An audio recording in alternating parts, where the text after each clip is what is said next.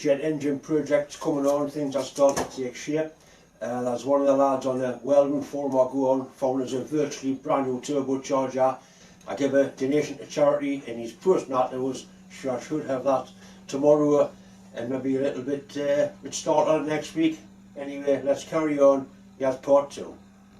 As a pin goes through the centre of the ball in there, that stops the gear lever from twisting, and there's 2 springs which hook underneath there, and they give the preload on each side.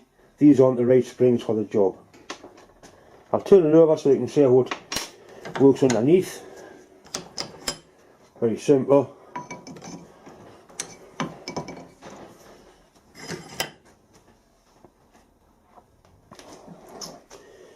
Gear lever up through there, back and forward, and that's the little yoke that goes onto there, and that's what gives you your back and forward, and that gives you your side to side.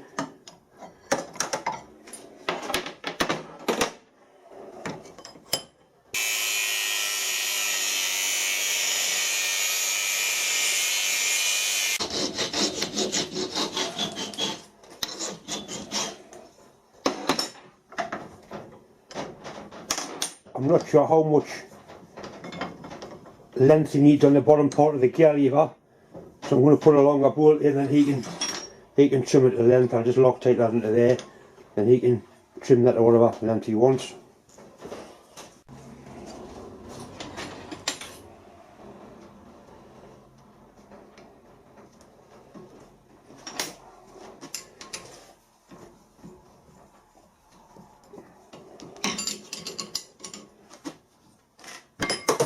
Bastard.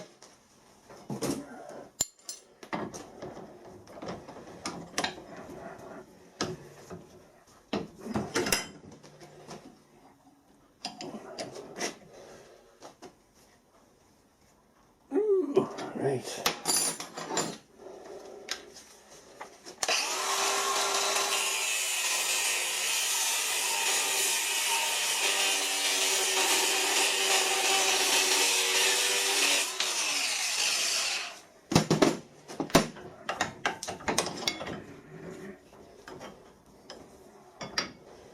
You don't do that on the cutting disc.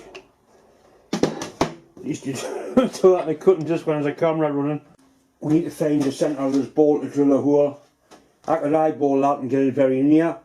I could measure it and get it perfect.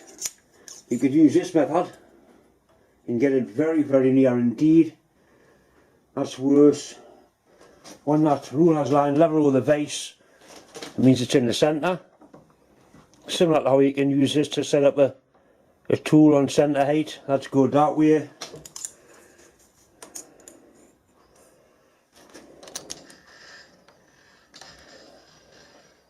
So going up, going down. It's basically you're making an indicator. That's an old-fashioned indicator. That's how they used to work. So that's excellent that way.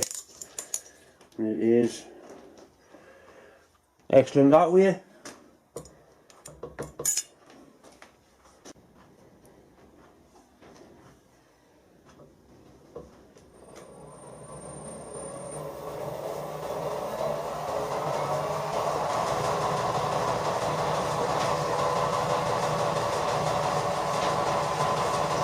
It's actually trying to flex that down. I should have moved it further. The vise had it out that far just to show how the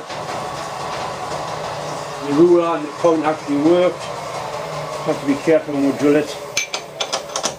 I'm going to drill this 8.9. Idiot, I've just loosened the vise. I'm going to drill this 7.9 and then put a bit of reamer through it. Right, it's just gone all tits up on us. Right, I've managed to pick the hole up again, line it up, which is the 7.9mm drill, which stops with the reamer in this little box.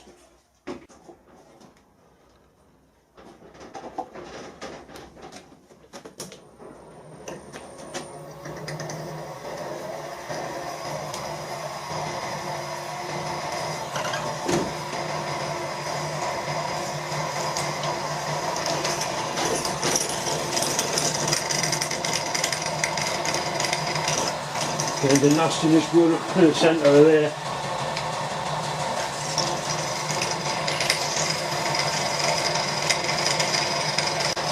Right, that's through.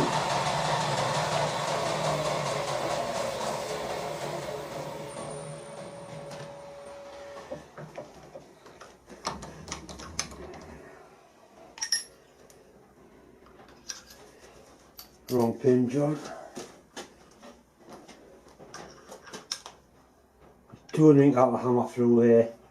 I'll have to put the reamer in and then probably Loctite it in. But what I might do is put the reamer part of the way through and then reamer part of the way through and then knock the pin through.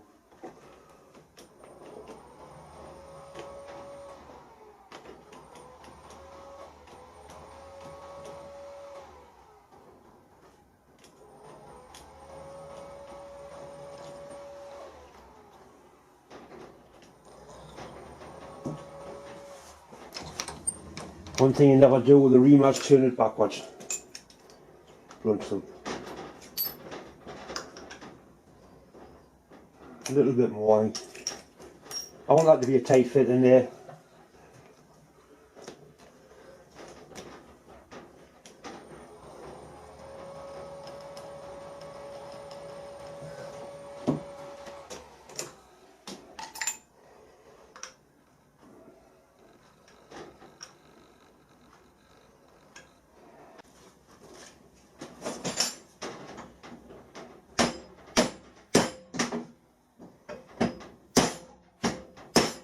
Oh, that's tight. So tight. Oh, I don't like it.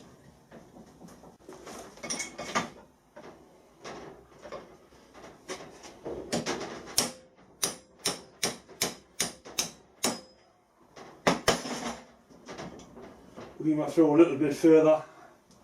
It'll be perfect.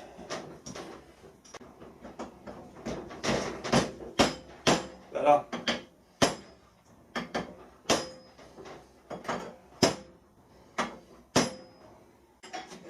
Get them into the centre was, and it was good.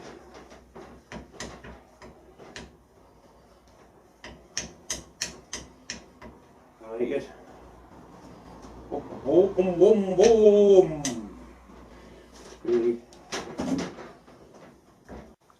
I've caught up with most of my jobs, so I'm going to do a little bit more on this camera mount. And my last time I put the drilled on tapped all the 5mm holes to lock the cable in, one each side. On this one it just needs one grub screw in the centre of each one, because there's going to be a loop that goes looped down through there and two ends tied in there. So I'll pick the first one up right in the middle.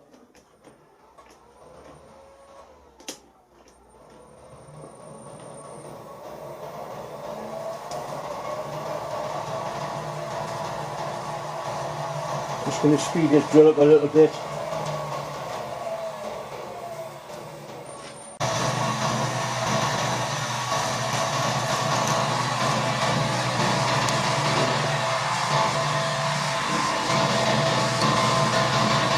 The space is every 10mm, so I can pick it up 10mm.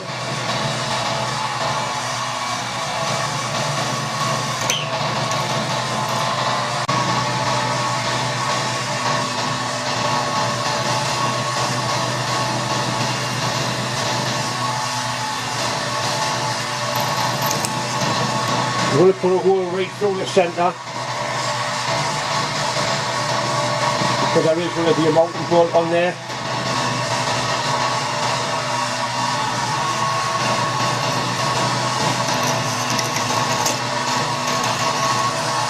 Once again, a little bit of WD-40 is an excellent lubricant for aluminium. Paraffin's equally is good, but paraffin stinks. WD-40 smells quite nice.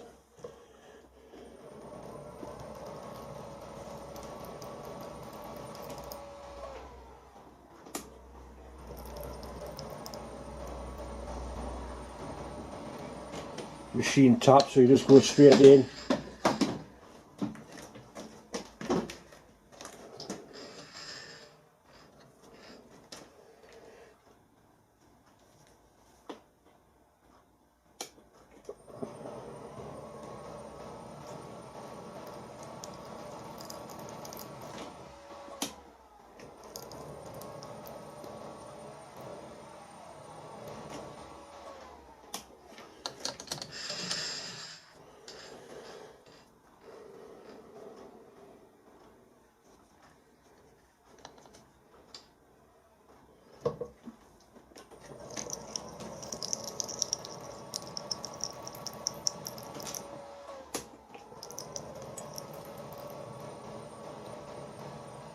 I think that's enough of watching me tap 6mm holes. I've put it together with 4 bits of rope on. You can see what works now, it's all kind of locked together.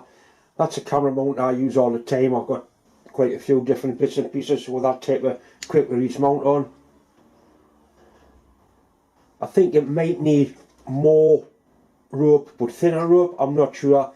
I need to make a plate that vibrates, mount this on it and then see exactly what happens, but you can see how it works. That's going to, if the bottom was shaking, the top should sort of stand still, and the wire rope absorbs a lot of the vibration.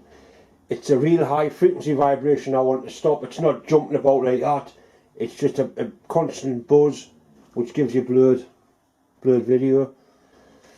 But I've made it so I can put different thicknesses of wire on, more or less wire, until I get it the way I want it. Then I can make obviously a smaller, neater unit. And I have got a much bigger camera that I quite often use outside. That would be good to put in Richard's wagon to get some video. Anyway, that's the idea. It's not my idea, it does work. You can buy these things, but they're very expensive.